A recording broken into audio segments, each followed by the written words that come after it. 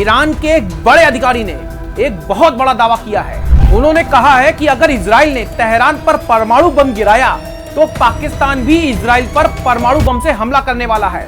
आखिर क्या है इस दावे की सच्चाई और इसका क्षेत्रीय शांति पर क्या असर हो सकता है? आइए इस खबर को आसान भाषा में समझते हैं। पिछले कुछ हफ्तों से इजराइल और ईरान के बीच में तनाव चरम पर है। 13 जून 2025 को इजराइल ने ईरान के परमाणु संयंत्रों पर हवाई हमले कर पूरी दुनिया को हिला दिया था, जिसमें ईरान के परमाणु बम बनाने वाले वैज्ञानिक और उनके चीफ आर्मी स्टाफ भी मारे गए थे।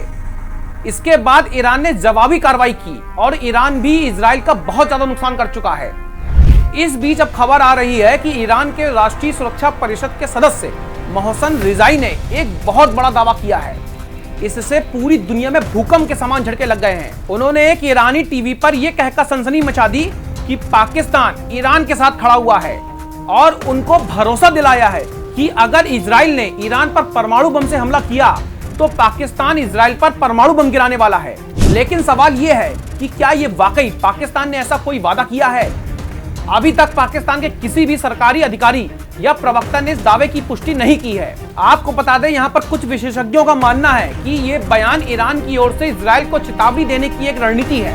अब पाकिस्तान और ईरान के बीच में कई सालों पुरानी दोस्ती है और दोनों देश इस्लामी सहयोग संगठन OIC के सदस्य भी हैं।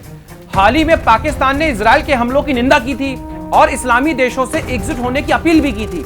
लेकिन परमाणु हमले जैसी गंभीर बात कहना एक बहुत बड़ा कदम हो सकता है दोस्तों, और बिना आधिकारिक बयान के इस दावे पर पूरी तरीके से यकीन करना भी बहुत ज्यादा मुश्किल है।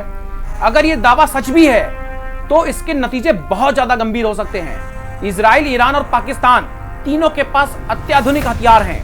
इजराइल के पास परमाणु हथियार होने की बात कही जाती है, हालांकि उसने कभी भी इसकी पुष्टि नहीं की है। तो वहीं पाकिस्तान एक घोषित परमाणु शक्ति देश है। अगर इन दोनों देशों के बीच में परमाणु युद्ध की नौबत आ गई तो ये न सिर्फ मध्य पूर्व बल्कि पूरी दुनिया के लिए तबाही ला सकती है। संयुक्त राष्ट्र और अन्य बड़े देश इस तनाव को कम करने की कोशिश कर रहे हैं, लेकिन अभी तक कोई भी ठोस कदम या हल उसका नहीं निकाला जा सका है।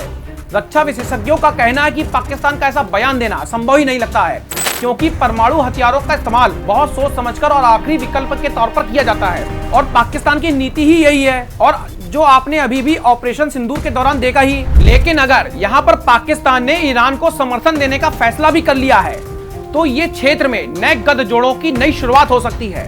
तो दोस्तों, ये खबर अभी सिर्फ एक दावे तक ही सीमित है जिसकी पुष्टि नहीं हुई है, लेकिन इतना जरूर है कि मध्य पूर्व का ये तनाव पूरी दुनिया की नजरों में आ चुका है। क्या ये सिर्फ शब्दों का युद्ध है या ये वाकई कोई एक बहुत बड़ा खतरा है जो सामने आ रहा है? ये तो वक्त ही बताएगा। हम इस खबर पर नजर रखे हुए हैं और आपको हर अपडेट देते भी रहेंगे। तब तक के लिए न्यूज रूम से हमें आज्ञा दीजिए और अपनी जो भी राय हो हमें कमेंट सेक्शन के जरिए जरूर साझा कीजिए। धन्यवाद।